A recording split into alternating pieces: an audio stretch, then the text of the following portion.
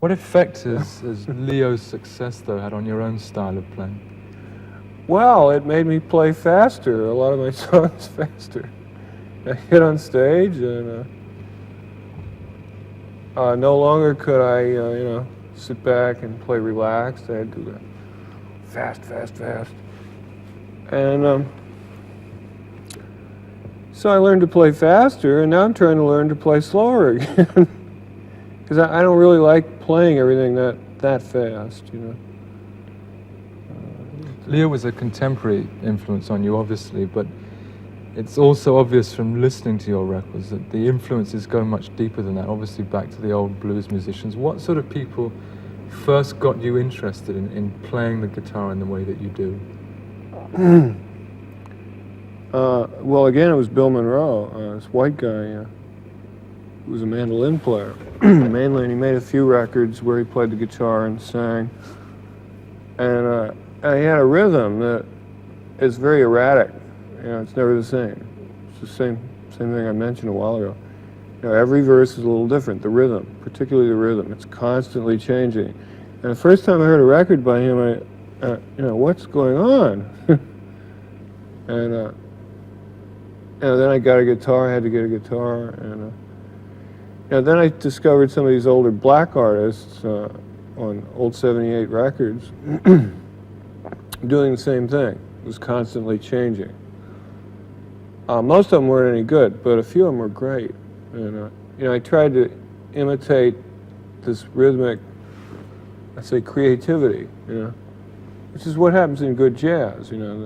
There's not just improvisation in the notes of the music, but also in the rhythm. The phrasing is all important, really important. And that's what I keep trying to do, because I never get tired of it.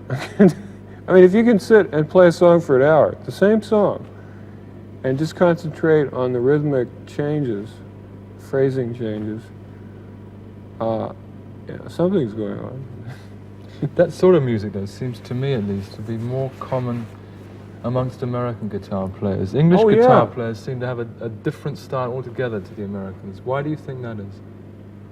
Well, I think that, I know what you're talking about. The English guitar players, as a rule, are very stately and very delicate, if you will.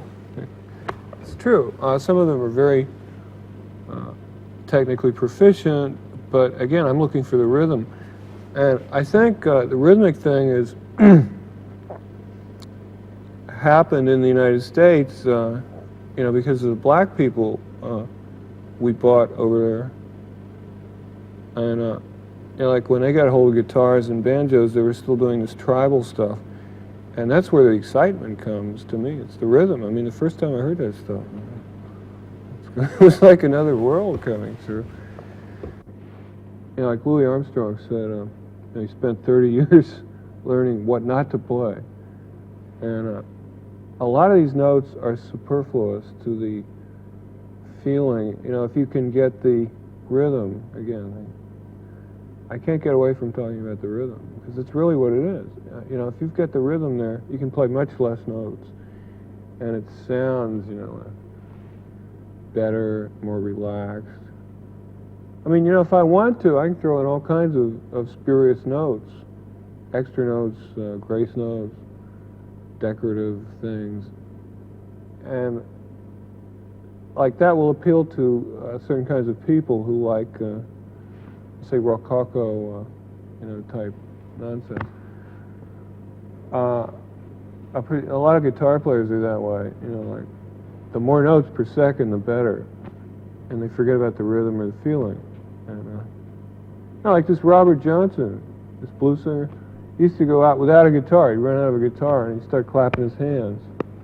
And he'd make money that way, singing and clapping his hands, because he had this feel. No notes at all from the guitar.